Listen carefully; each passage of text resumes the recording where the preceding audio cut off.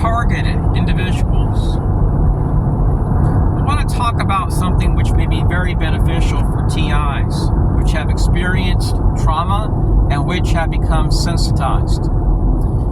Let's say right now, you're a mile away from your car, you're deep into nature. You're taking a hike and all of a sudden you hear gunshot noises in an area where hunting is prohibited. It's just simply a hiking trail for the public. Well, it would alarm you if you heard gunshot noises and you heard bullets passing by you on the way back to your car. That could place somebody in a state of hyper-awareness temporarily, where they're in a state of fear and where their fight or flight emotions are kicking in.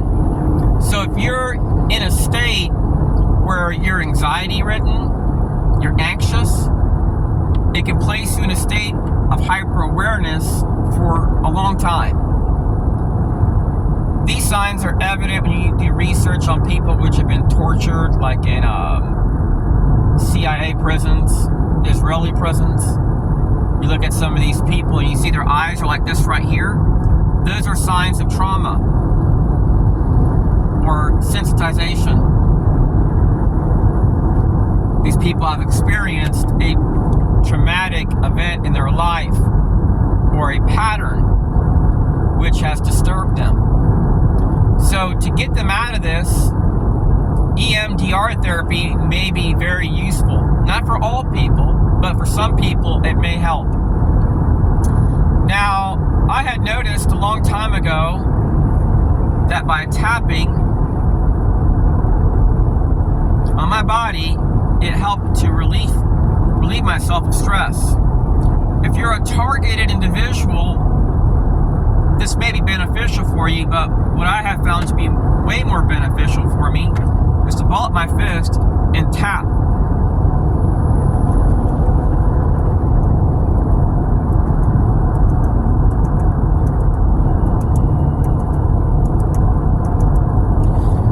And also, you can think about what is disturbing you and just think about what you're going through on a daily basis. And what I like to do is I like to say, I release and I let go. I release and I let go of all pain, anxiety, frustrations, and just do some positive affirmations. And you may notice in EMDR therapy, they'll use the finger. And whichever way the counselor moves the finger, they ask you to look while you're thinking about traumatic events. And you may just want to do that for a while and see if it helps. If you look at a baby, when it breathes from the belly. Many Americans, they're breathing from the chest.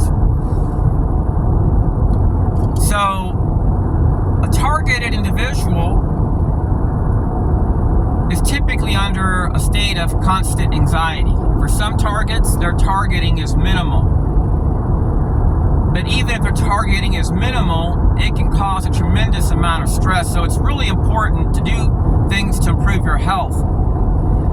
You may have to work on your health more than the average American, because the average American is not worried about being targeted while they're simply driving to a Walmart to buy some food for their family, or when they're getting gas. You may notice these configurations where it resembles an active shooter scene for like 10, 20 years or more in your life, where they come as a fleet, they harass you, they use kids, they use families, radical feminists, transgender.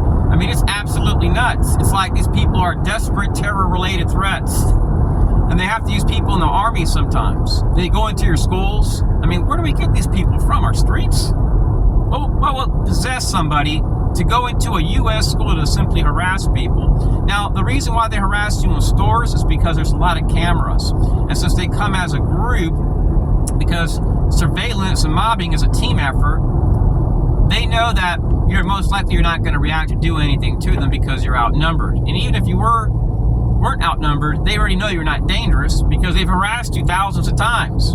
So essentially what we're dealing with, fellow TIs, are career criminals. These are people that work to destroy people's lives, and they they feel they have a moral obligation or duty to do this at times, even when they know it's wrong and unethical.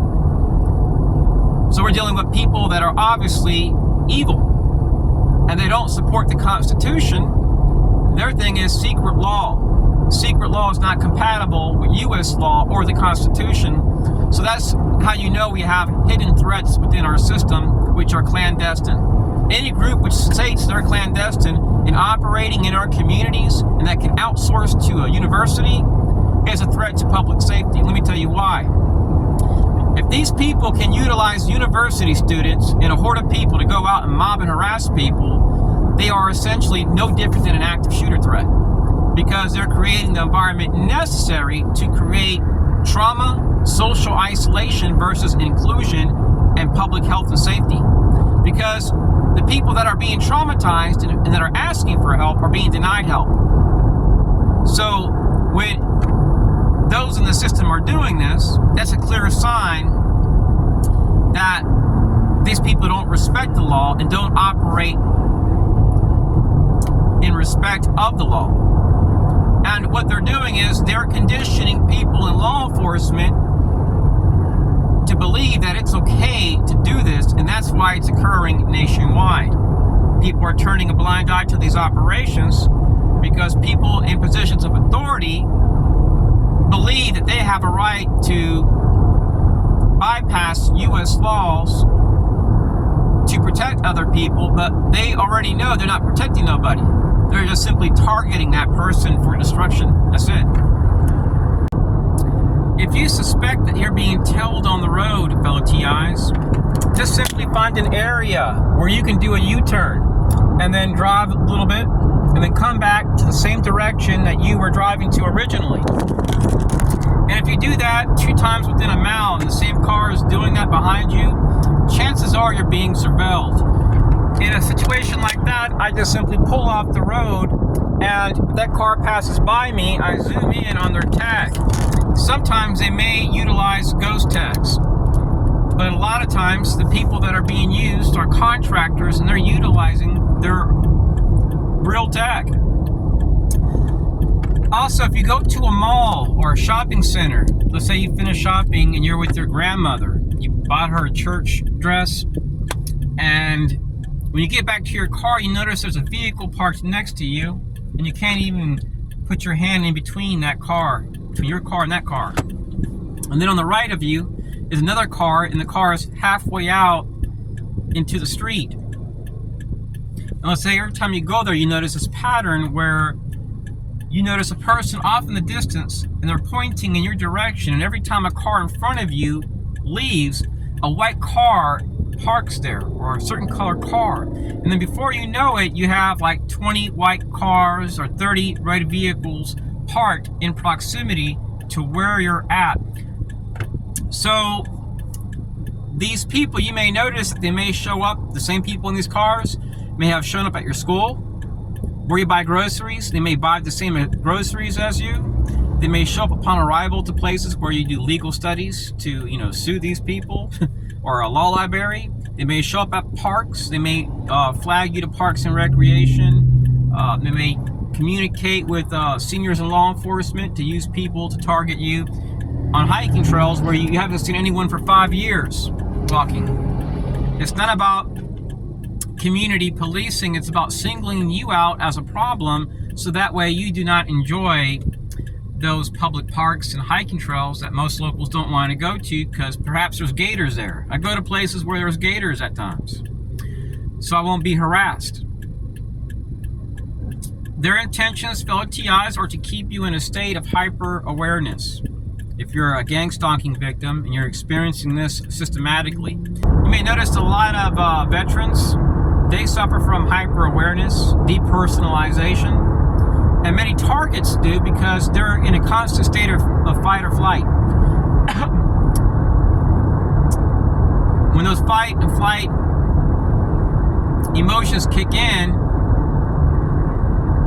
most targets choose to just flee the situation. That's my case. That's the case for me. I just choose to flee. I walk away. I'm not combative like these people are. Now, When a person is in a state of hyper-awareness, it can lead to depersonalization and PTSD. So for those which are experiencing extreme forms of harassment, which is done in a very covert and clandestine manner, you may want to look at EMDR therapy. It may be beneficial for you. Or at least doing some type of physical exercise. What may be beneficial for some people is listening to worship music. And even by clapping your hands and thanking God for your blessings, just lifting up your hands to Christ, that may provide some relief for some people. Asking God just to touch you, praying that God will lead, guide, and direct you, and just seeking His face may be enough for some people to overcome depersonalization and PTSD. So our enemies, they try to artificially, hold on a second, my battery's getting low. They want to artificially create your life and utilize social and economic sanctions, social sanctions, by flagging you to sheriffs, neighborhood watch, veteran-owned businesses on your street, defense contractors. They want to destroy every aspect of your life. For some targets, the targeting can be very minimal. And for some targets, the targeting can be so extreme that it makes a person's life not enjoyable. In situations like that, I encourage you guys to pray. And it can't hurt to skip a little something for dinner. Let's say you're having steak and mashed potatoes, and let's say on the side there's a brownie. You may want to give it to your son. You may want to not eat it and see it as a form of sacrifice to God. That you're giving up something for Christ, and do it secretly. Just be like, I don't want it.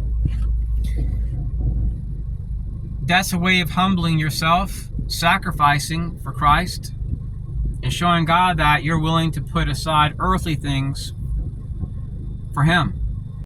So let's say your car is parked directly facing a lake, and there's 20 cars there, and all these cars are facing the lake. And then all of a sudden, cars start coming in, and they start parking this way, to the side. So when you're eating your Subway sandwich, you're having pizza with family, you're watching the sunset, they're facing this way on both sides of you because they want to annoy you. It's not a crime, but let's say you never see this pattern, but you only see it when you arrive. It's because the enemy outsources. A lot of these people, fellow TIs, that you may be dealing with at one time were ex-military. Some of them will get involved in state law enforcement, local law enforcement. A lot of these people are good people, fellow TIs. But if they're taking the word of the federal government, I shouldn't say the federal government, but rogue sectors of the federal government, which are filled with people which are clandestine, that just want to get even and teach you a lesson for something you didn't even do, are based on a hunch with no judge, jury, or trial. Sometimes these people will put down false reports to impact you. And guess what?